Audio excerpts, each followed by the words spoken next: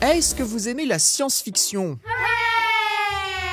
Et est-ce que vous aimez les voyages spatiaux? Et est-ce que vous aimez les planètes en chaleur qui ont un énorme Zèbre visible depuis la Terre? Ouais!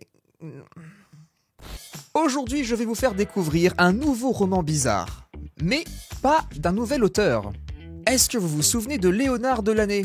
Mais si, le papa de Clippy! Enfin, papa au sens littéraire, hein, pas biologique, parce que sinon ça voudrait dire qu'il a des trombones dans les couilles, et ce serait rigolo, mais aussi un problème très sérieux. Et ben cette fois, Léonard Delaunay revient avec un autre chef-d'œuvre de la littérature. Et celui-là, j'étais obligé de le faire. Vraiment, je ne pouvais pas passer à côté. Et je crois que le meilleur moyen de vous le présenter, c'est de vous montrer la couverture. Alors...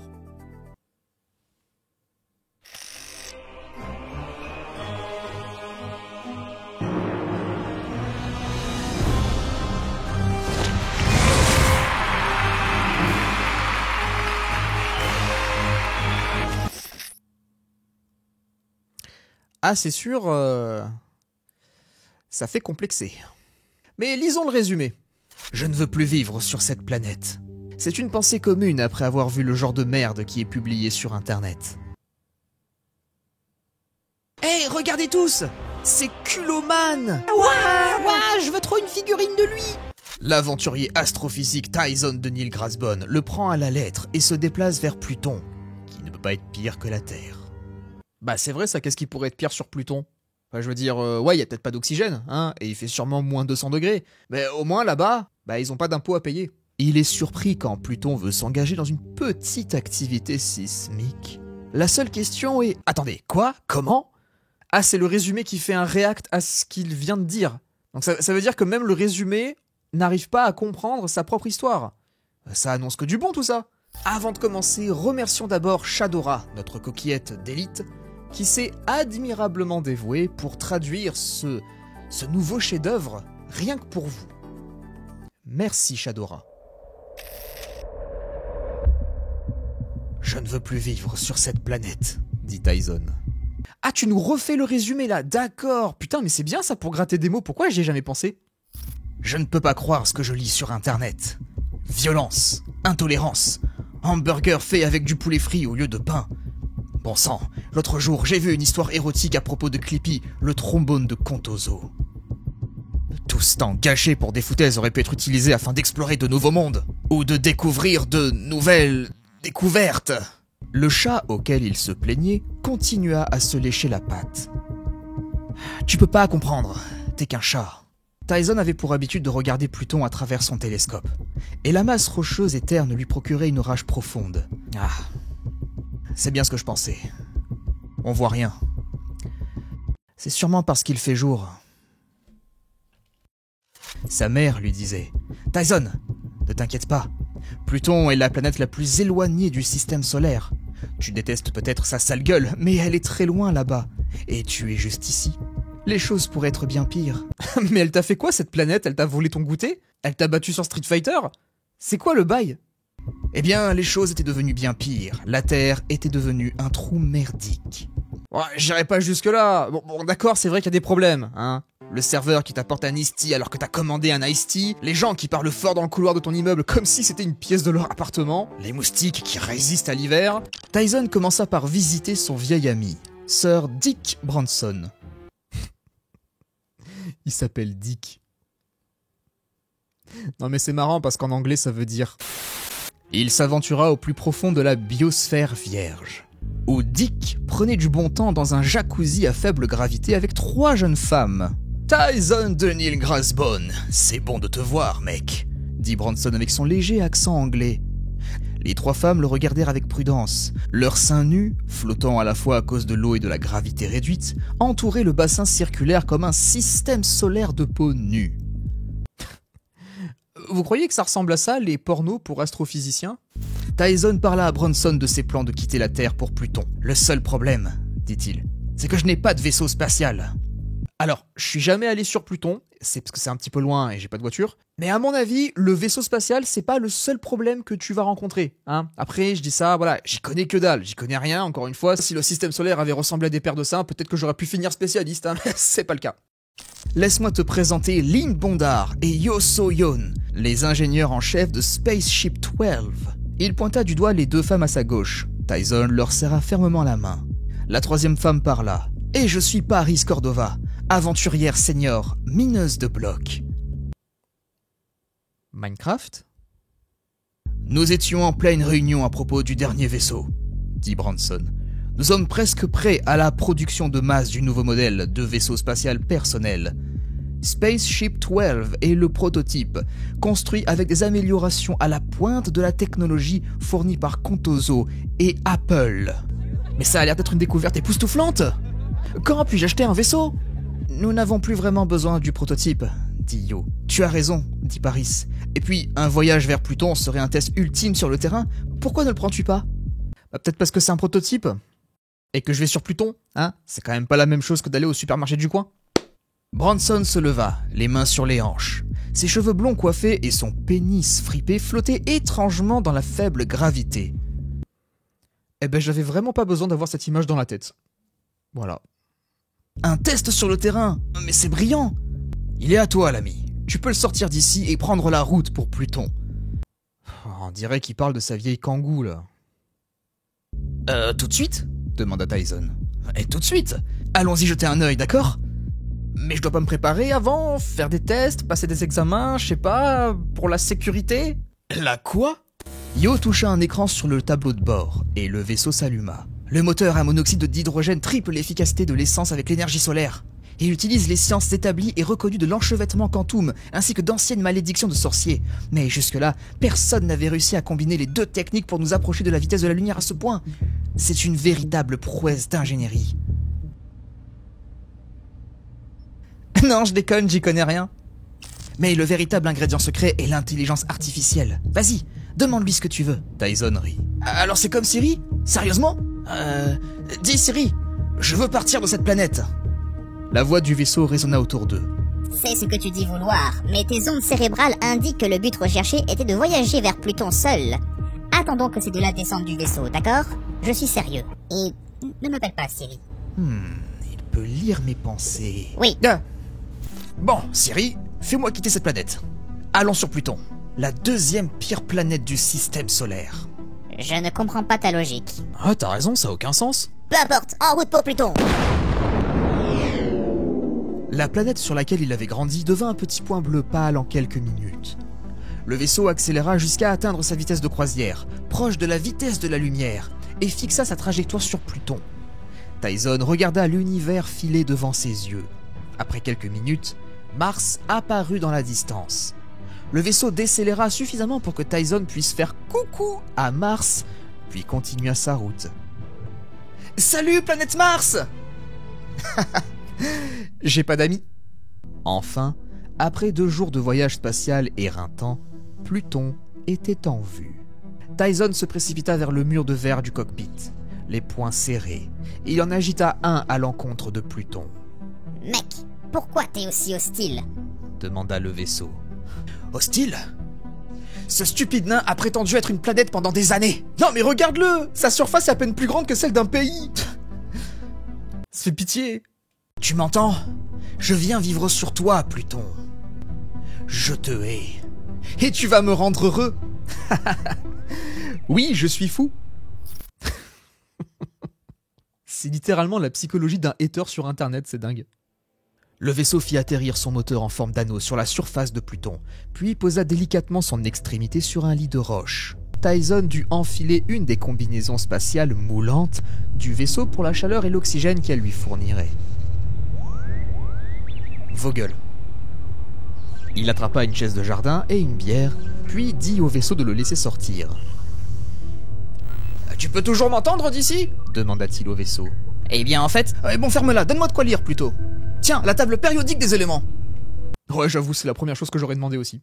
Le vaisseau utilisa l'affichage holographique de la combinaison pour montrer la table périodique à Tyson, pleine d'informations sur les 118 éléments. Le silence fut interrompu par un chuchotement au-dessus de son épaule gauche. « Faux !» Tyson sursauta. Il jeta un regard furieux au vaisseau. « T'as dit quoi là ?» Des mots apparurent sur son affichage. Il retourna à sa lecture. Un instant plus tard, un autre murmure. « Pas vrai. Tyson se catapulta hors de sa chaise et jeta sa bière sur le côté. Le paysage devant lui était désolé. Je suis désolé, hein, vraiment. Juste des pierres, sur d'autres pierres, entourées de pierres. Il y en a plus. Son attention fut attirée vers les hauteurs de la montagne. Il existe un autre élément, dit le murmure. Putain de neurones, faut vraiment que je me calme sur la science. Je suis sérieux. Viens à l'intérieur et je te montrerai. Cette voix me met en confiance, je devrais l'écouter. Depuis la saillie, la montagne formait une arche qui menait vers une caverne. Sa curiosité l'emporta et il s'approcha du renfoncement sombre. La lampe torche de sa combinaison s'alluma enfin, et ce qu'il vit devant lui faillit lui donner un infarctus aigu de la myocarde. Entre parenthèses, une attaque cardiaque. C'était un œil géant. Sa pupille était contractée en réponse à la lumière, mais elle était malgré tout plus grosse que la tête de Tyson. « Salut !» dit la voix appartenant à l'œil. « Je suis Pluton !»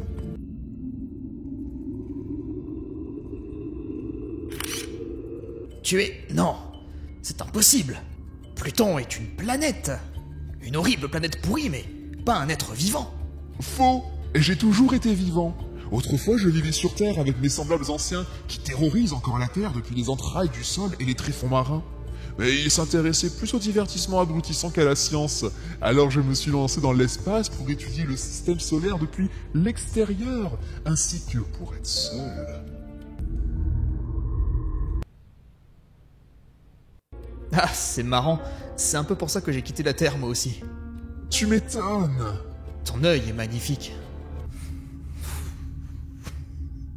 Je t'ai dit qu'un élément manquait dans ta table périodique. Voudrais-tu savoir de quoi il s'agit? Oui, dit Tyson, peut-être avec un peu trop d'enthousiasme. On en trouve très peu, mais l'élément final est... l'amour.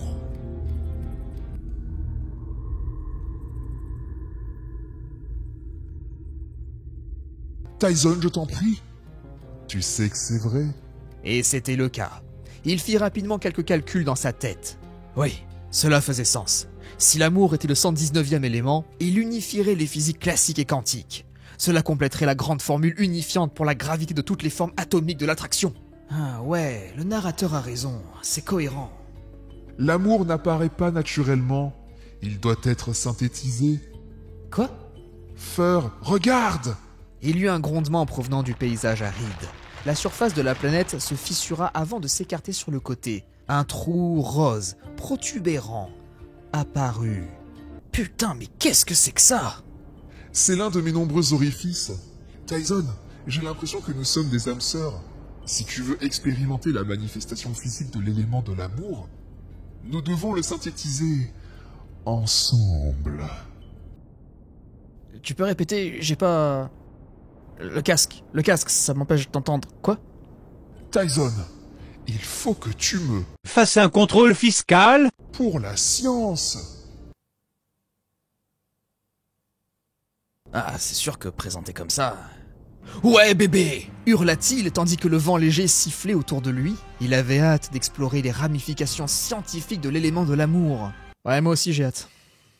Il baissa la fermeture éclair de sa combinaison spatiale et laissa s'échapper son... Petit cosmonaute? D'une bonne taille, Viens par ici, dit Pluton. je vais bien te réchauffer. La zone rose et charnelle autour de l'orifice était élastique, comme un trampoline. Tyson se mit rapidement à quatre pattes afin de ramper vers le trou tremblant au milieu. L'orifice se resserra tandis qu'il approchait jusqu'à ce qu'il ne reste plus qu'un trou de la taille d'un doigt. J'ai besoin de toi dans ma... Galaxie? Laisse-moi te montrer ce qu'est l'amour, Tyson. L'orifice mouillé de Pluton vibra. C'est marrant parce que ça n'existe pas, et pourtant c'est dégueulasse. Je veux savoir ce qu'est l'amour. Je veux que tu me le montres, dit Tyson. Franchement, non. Il positionna ses hanches au-dessus du Trou noir? avant de s'y abaisser, tandis qu'il entrait dans la Couche d'ozone? cosmique de la planète, Oh oui! dit Pluton. Attends, je fais une pause là, j'en peux plus là. C'est trop. C'est trop pour moi là. Je fais une pause. Il reste combien de pages là? Ah ouais. On va couper, hein. On va bien couper. Il pouvait sentir la planète apprécier son Accélérateur de particules? joliment sculpté grâce aux exercices fessiers testés scientifiquement qu'il accomplissait dans sa salle de sport privée. Pluton gémit. Ouais, Apprends-moi. l'astronomie. Plus vite. Tyson obéit, pilonnant Pluton plus vite que... Attendez. Attendez. Je peux pas lire... Je peux pas... Rendez-vous compte que je suis en train de lire le bouquin en mode voix off, en mode livre audio. Je peux pas lire ça de manière sérieuse, c'est pas possible. Attends, je la refais. Tyson obéit, pilonnant Pluton plus vite et plus fort. Non, c'est bon, stop, ça arrête. Il voulait que ça dure pour toujours, mais il sentait l'élément de l'amour mousser dans ses bouts. Ok, attends, je recommence. Attends, sérieux. Il sentait l'élément de l'amour mousser dans ses boules et déferler dans sa... Très grosse fusée. Ça me fait rire et en même temps j'ai envie de vomir. Je vais atteindre mon apogée, hurla-t-il. Remplis-moi de ta lave d'homme. Est-ce de l'amour que je ressens? Avons-nous synthétisé l'élément final? Pitié dit oui. Non. C'était bon, mais nous ne sommes qu'à mi-chemin, Tyson. Ce n'est pas de l'amour avant que nous ne jouissions tous les deux. Observe. J'avais espoir que ce soit fini. Quelque chose émergeait du sol. Le Satellite. de la planète se déroula à la surface, se débarrassant de la poussière spatiale qu'il avait accumulée pendant des siècles. Prépare-toi, Tyson. Si nous voulons expérimenter le véritable amour, je dois te pilonner. Ah, Tyson, je t'en prie. Les êtres dont l'existence précède la galaxie n'ont aucun concept de genre. Pour être honnête, je suis perplexe que les humains en fassent toute une affaire. alors, oui, mais là non. Il était prêt à abandonner lorsqu'une voix retentit depuis le microphone de la combinaison spatiale de Tyson. Désolé, je ne veux pas interrompre votre étrange session de tripotage, mais j'ai une idée qui pourrait aider. Ta gueule, non ta gueule, tu fermes ta gueule. Tu te rappelles que je suis capable de détecter les désirs de mes passagers? Non, je m'en souviens pas. Non, personne s'en souvient. Tu fermes ta gueule maintenant, tu arrêtes. Je pourrais transférer ton esprit entier sur mes serveurs. Tu feras l'expérience de tout ce que j'expérimente moi-même. Et crois-moi, ça fait beaucoup de choses. Chaque astéroïde qui me rebondit dessus me fait putain de mal. Mes réseaux neuronaux sont basés sur ceux d'êtres sexuels. Alors je dispose de tout un éventail de capteurs sexuels. Bah franchement non. Un instant plus tard, il sentit son esprit se diviser en deux. Il était toujours Tyson de Neil Grassbone, mais il était aussi le vaisseau. Il pouvait sentir son extérieur noir et brillant, abîmé et contusionné à cause du long voyage jusqu'ici. Tourne-toi. J'ai besoin de ton petit hublot intergalactique serré. L'entrée arrière de Tyson s'ouvrit. Non, les images, non, partez, allez-vous-en, foutez le camp de ma tête. Tyson pouvait sentir les murs de son sas protester sous la pression. C'était une douleur plaisante, une douleur nécessaire. C'était le plus beau moment de sa vie. « Oh, par la science, je viens !» cria Tyson. Par l'univers, j'entre en éruption. Soudainement, Tyson était rempli de... Foin. Non. C'était chaud. Toujours non. Si chaud que c'en était luisant. Tyson, je t'aime. Attends une seconde, dit Tyson. Pluton, je t'aime. Vraiment. Mais je dois partir. S'il te plaît, non. Tyson se mordit la lèvre. Vaisseau, allons-nous-en. Non, non.